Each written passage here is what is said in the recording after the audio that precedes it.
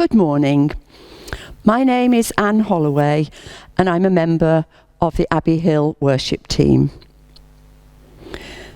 This is February the 14th, Valentine's Day and Racial Justice Sunday. I had already selected the readings, written the service and chosen my hymns when an email arrived from George.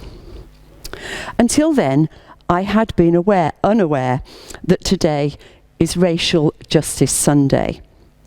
So I've done my best to use some of the excellent material provided by the URC for this, but most of the service is my own.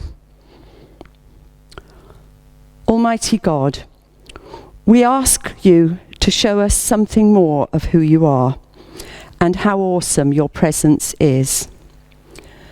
Overcome our fear of the unknown and lead us into a new experience of you.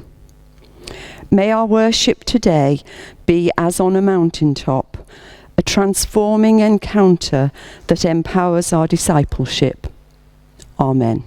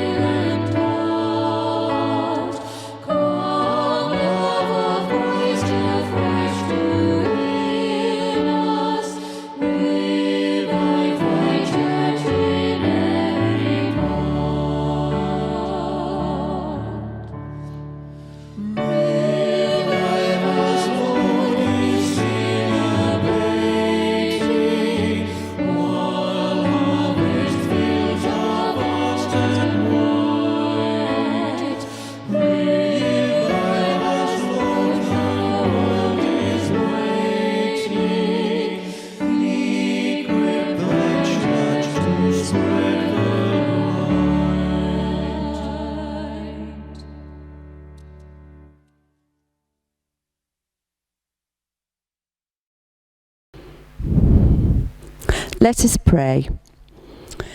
Heavenly Father, Lord of all, we marvel at the signs of your love which surround us. Tender snowdrops with the strength to survive snow and frost. Garden birds hunting perpetually for food and bringing so much joy to our feeding stations. We hear their songs and wonder at their resilience.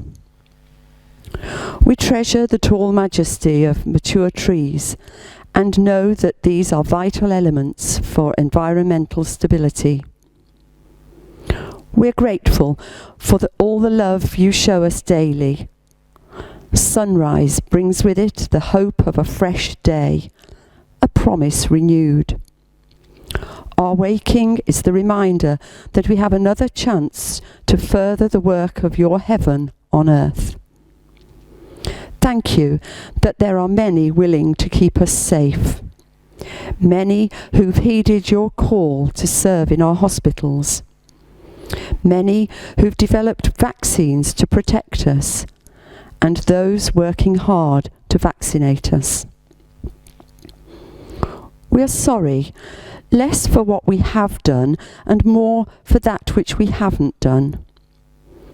We make ourselves busy, turning our backs on opportunities to pray for the world in this time of global need. Perhaps we ignore the call. Perhaps we ignore the call to give time, to donate, or to assist those in need. We need to be reminded that our world is a precious commodity. If we've been greedy, wasteful, or careless, please forgive us and help us to live with more thought for the impact of our actions. Enable us to see how we can walk more closely in the way you intended, so that our thoughts become more generous, matched by more compassionate actions. And now we'll say together the Lord's Prayer. Our Father, who art in heaven, hallowed be thy name. Thy kingdom come, thy will be done on earth as it is in heaven. Give us this day our daily bread, and forgive us our trespasses, as we forgive those who trespass against us. And lead us not into temptation, but deliver us from evil. For thine is the kingdom, the power and the glory, for ever and ever. Amen. Travelling into Marylebone, do you remember those days? I have several landmarks to look out for. The tower atop the Burton Dassets is one, and even sometimes the repaired railway embankment near Harbury, if I don't have a decent book to read. But the highlight is Wembley Stadium. I always keep an eye open for it. Big kid me. On a journey to London one day, a couple of lads in our carriage jumped up and shouted, "Look, there it is!" They'd seen the big arch on the television, but never before in real life. They were amazed and delighted. And it was good that someone else was thrilled to see this iconic landmark. Maybe, as we grow older, the wow moments lose their frequency and intensity. But we've seen it all before, unless you've never properly grown up like me. Fred's going to tell us of Jesus' 3 closest disciples' experience when they experienced the transfiguring revelation that changed things for them.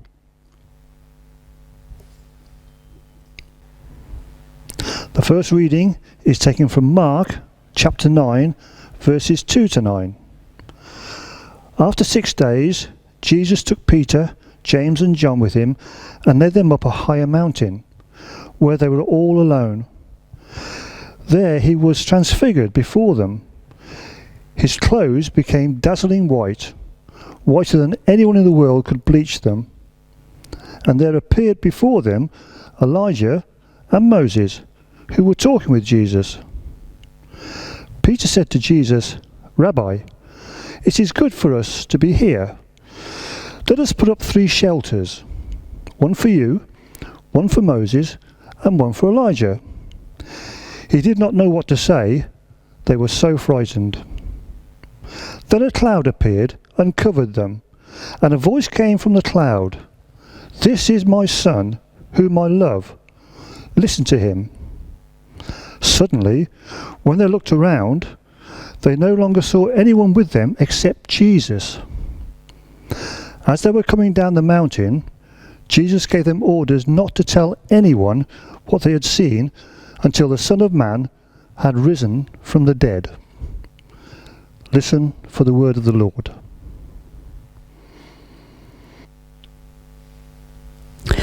Perhaps few of God's people would claim quite such a moment of insight, but many have special memories of a time when God has been very close to them. Peter's response to the presence of Moses and Elijah shows how much he longs to hold on to this special moment. On this mountaintop, he wants to find the resources to build shelters so that they can stay together as God stayed with the people in the tabernacle in the desert. It was never going to happen that way. This was a moment of fleeting brilliance. Human beings yearn to embody their faith in bricks and mortar, and many of our churches bear witness to this passion to give concrete expression to our moments of wonder. There are many old masters in the art world, famous paintings of remarkable biblical events, and renowned sculptures.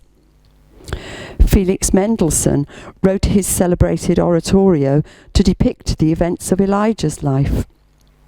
It's like anyone moved by something strange, unexpected, or life-changing wants to record the moment. Perhaps it's just as well that Peter didn't have a mobile phone. I imagine him being the impulsive selfie taker. We sometimes hear people talk about a mountaintop experience, a moment when they experience something transcendent, otherworldly, something that transforms the way they see and understand the day-to-day world around them. Those lads who saw the Wembley Arch for the first time experienced a thrill, a memorable, notable sight. And while it wasn't a life-changing experience, it gave them a very special moment that they were excited to share with each other. Perhaps you've had such an experience. In his final speech in 1968, Martin Luther King Jr. announced that he had been to the mountaintop. He wanted to do God's will and felt that God had shown him the promised land. Acknowledging that he may not get there with them, he wanted his listeners to know that they will get to the promised land. But today, we still have to echo that message wherever there is racial injustice. It might be that on life's journey, when we experience the highs and lows, the peaks and troughs, that at our lowest point, something happens. We read something, hear music, or words, or see something previously unnoticed. The veil is lifted. Maybe the meaning of the words of a hymn become clear. Rereading a Bible passage suddenly shines light on previously obscure words. We might not get to the top of a mountain, but our spirits are raised and we feel stronger to continue the journey. Peter, James and John were told not to tell anyone about what they had seen on the mountain. Nevertheless, the Gospel account itself shows us that after Jesus' ascension, the story of what happened on the mountain was shared as the disciples sought to understand who Jesus was and what had happened. Many of us long for an experience of God that is spectacular and beyond any doubting. But it's worth noting that only 3 of the 12 were invited to witness this transfiguration. And the call on their lives was not to dwell on it or to stay on the mountaintop in the tents Peter offered to set up, but to live with the rest of the disciples in the mundane and the ordinary and messy world. And to live with the knowledge that there was something so much more that they were part of, something that they could not forget. That mountaintop experience isn't for everyone. Only a select hand-picked few were there the first time. So we don't need to feel bad if we can't name a time when we felt something from God. I have a friend in my choir who, while encouraging the rest of us to get out for more walks, mentioned some of the special highlights of her exercising. Spiders' webs gilded with frost, a robin singing from the bare branches of a tree, brave snowdrops emerging in a front garden. No mountaintop experiences, but each day brings her reassurance of the love that God shows us daily. Like Peter, we live in the knowledge that we are part of something huge and very special. And to do that, to live in the mundane and ordinary and messy world with the knowledge that there is something greater that we are all part of, is truly life transforming. Wouldn't you agree? And a short prayer. Lord Jesus, raise our expectations of what it means to encounter God, not just in this place, but in every place, in all the places we shall be in the days ahead. Help us every day to discover something new about God's ways, about what God wants of us, and change the way we see the world and the way we act. Amen.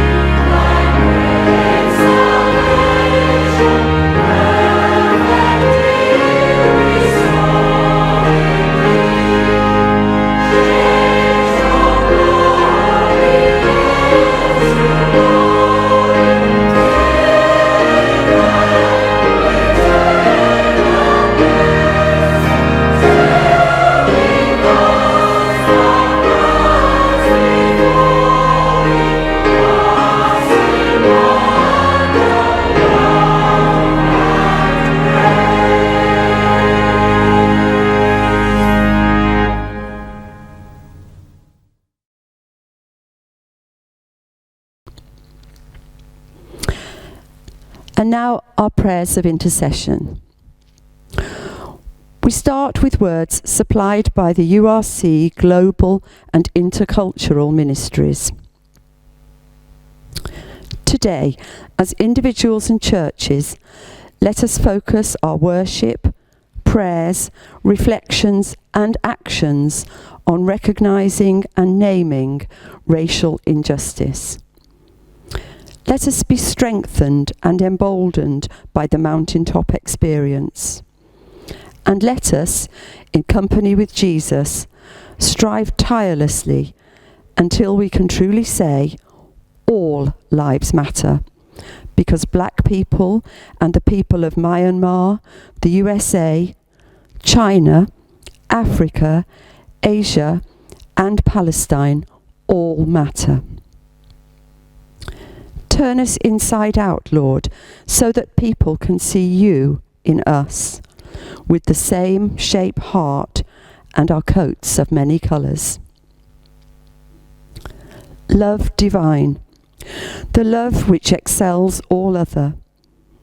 God's love is greater than any we know and stronger than any other we may feel. We ask that your love be felt by those who are lonely. Many are overwhelmed by the lack of resources, balancing work at home with the pressures of home school. So many are struggling to make ends meet, to feed their families and keep their homes warm. Jesus, you are all compassion. Enable us to show compassion and love. Be with those who have bad news to break, those who minister to the grieving, those who build coffins and dig graves. We ask that while they remain strong, they don't become immune to the individual losses felt by so many families. We hear of such huge numbers of sadness, not just statistics, but each a precious life, a lost member of a loving family with treasured memories and future dreams dashed. We find it hard sometimes to comprehend the enormity of the situation in which we find ourselves. Let us all your life receive, and let us show others, through our prayers and actions, the glory of your perfect love. We ask that the leaders of our country will maintain their hope and strength to chart a course safely through these turbulent times. And now, in a moment of quiet, we bring you the names or situations which concern us today.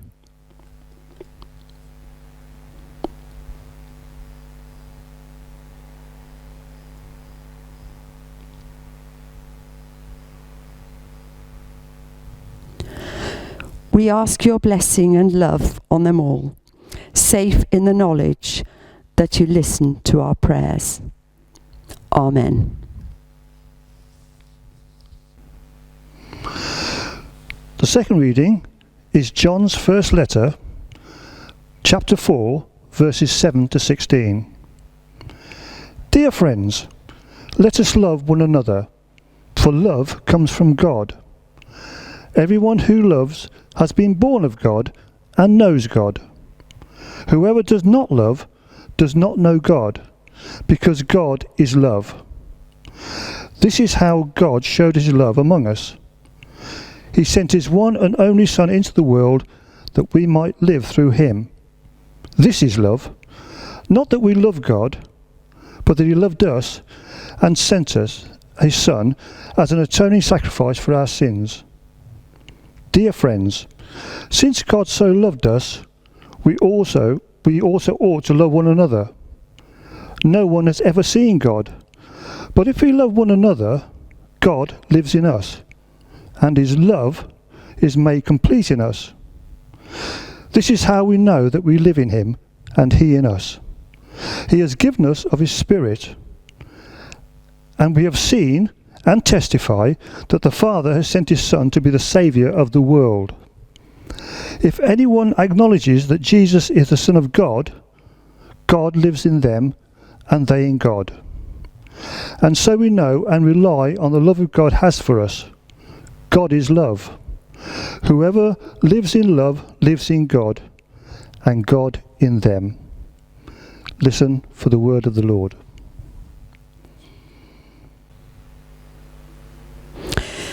If I asked for a symbol of today, most would probably mention a heart. It wouldn't be too surprising, being Valentine's Day. Cards, chocolates and balloons usually festoon our shops at this time, along with red roses and unlimited offers to dine out à deux. In a Christmas carol service we watched, I heard the question asked about a symbol for the past year. My instant thought was the rainbow, but on this occasion the answer was a padlock. This struck me as rather negative until I realised that the speaker was bringing the message that for many, lockdown had been exactly that. A negative, harsh, lonely existence where it seemed the sun would never shine again.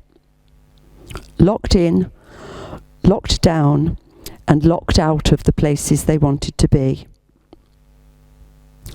By coincidence, when George sent me the resources for Racial Justice Sunday, the first image was a padlock with a heart on it.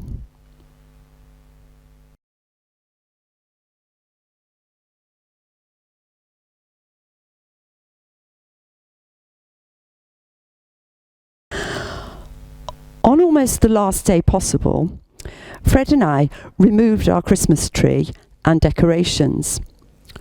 We took the card down and put the nativity scenes, yes, we have two, away.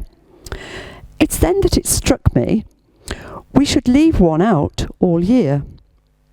What can be achieved from within a box in a dark cupboard? A nativity scene in lockdown. If we want to see the gift of Christmas, the love that came down at Christmas, we should leave one on show. It seems that this year, more than ever, we need to be reminded of God's gift to us, the gift in the manger, so symbolic of the love for us all. Love for the lowly shepherds, as well as the wealthy wise men. Incidentally, in the service I mentioned, it won't surprise you that the key for the padlock was in the crib, in the form of the baby. Lockdown meant dark days. For some, these became dark months full of sadness and despair. But thankfully for most of us, while we've all had those days, something has pulled us through. Somehow, we've remembered the words of John's Gospel. The light shines in the darkness, and the darkness has not overcome it. So back to today, the symbol, the heart. The symbol for last year, the padlock. The stable scene we've left on show, God's love for us all. We're leaving our crib scene on show because we have a need for God's gift. If ever there was a time we need to be reminded of the love born in that stable, the enduring message of salvation and hope, it's now. And when the day comes that we can admit visitors into our home, it may become a talking point. It will serve to remind us all that God's gift is for all and for always, for everyone and forever, not just for Christmas. God's gift is the key to life. It can unlock the darkness, and when we're confident that this is true for us, we're empowered to live our lives in love for others so that we can end their feelings of loneliness and isolation. We can ease their anxiety and fear. and the key to life is love. The padlock is negative. People brought low by present-day pressures know the padlock. Those whose hearts have been broken through loss of a loved one know the padlock. Those whose spirit is straining under the endless difficulties presented by the pandemic, nursing staff, care workers, teachers and police know the padlock. Those suffering from racial injustice are aware of that padlock. Many are feeling that they are locked in a dark place, but the key, God's love shown for all in the birth of a baby, can support and comfort. In those for whom every day is a struggle, if those for whom every day is a struggle can see love in action, perhaps they can begin to feel love. For as we're told, those who live in God those who live in love live in God. I know it's Valentine's Day, but I'm not talking about romantic love. Some might say slushy and over-sentimentalised love. God's love is the real deal. Knowing that we're loved by God and then believing that we're loved by God can enable us to live in his love, living God's will on earth as it is in heaven. We don't need a key to release us from the grips of despair and darkness. We need love. We have hope and light and love. Let us take these on our journey as we provide care and minister to the needs of those around us. We know that many aren't feeling the love right now. Here in Kenilworth, the COVID-19 Support Kenilworth group has, in its own words, put its arms round the vulnerable members of the community, helping them safely through. Amongst other things, they're giving telephone support, assisting with online shopping and deliveries, providing cooked meals, collecting prescriptions, and offering lifts to medical appointments, as well as providing voluntary support to local vaccination centres. Within Abbey Hill, we have a prayer circle. If you're unaware of this, it's a group of members who share the names of friends in need of prayer, both within Abbey Hill and beyond. If you would like to join the group, George will happily add you. And regardless of whether you want to join or not, Joe Williams will be grateful to receive any requests of prayer and will circulate these within the group. You may recall the prayer book Joe used to compile before the service each week. These names and needs were then included in the intercessions later in the service. So, even if you can't leave your home, there is a way to minister to others. A couple of weeks out of the blue, Fred received a phone call from an old customer in Regency Drive. She was ringing for a bit of a chat and to see how we were doing. During the conversation, she mentioned how fortunate she feels.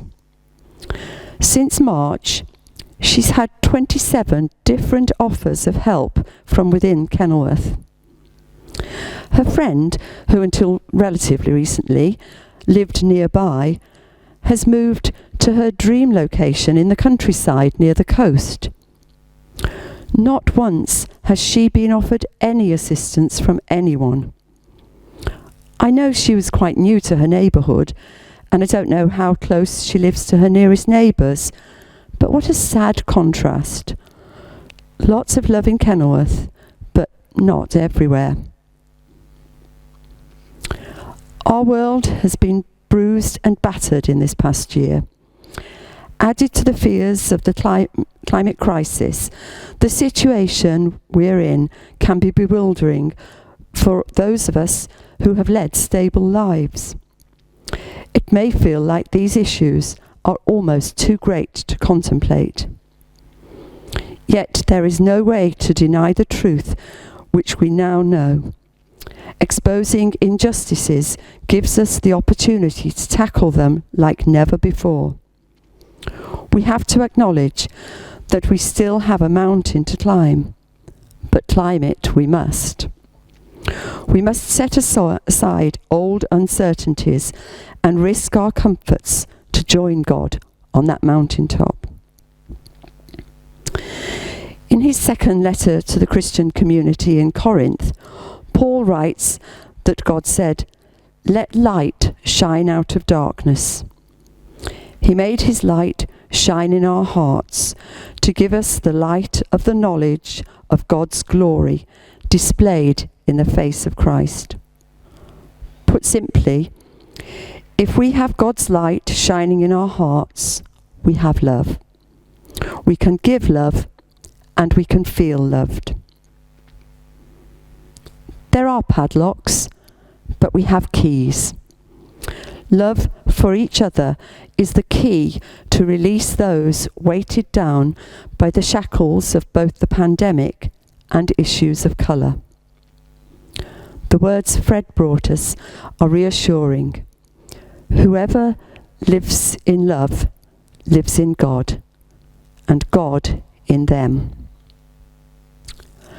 Our task is to show through prayers and actions our belief in the light and the love of which we are aware.